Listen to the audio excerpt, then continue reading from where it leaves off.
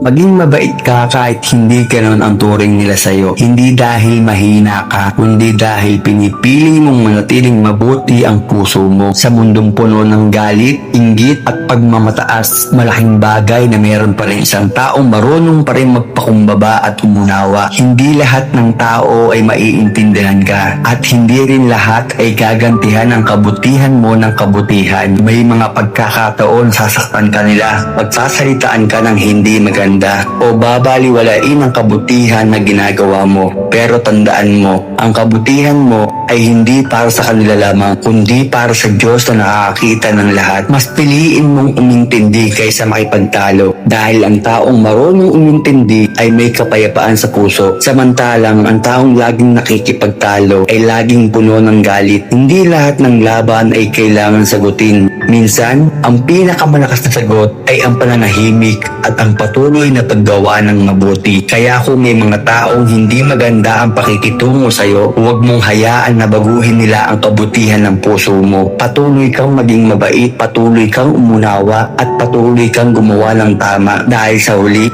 ang Diyos ang nakakakita ng lahat ng kabutihan na ginagawa mo at siya ang magbibigay na tunay na gantimpala sa tamang panahon.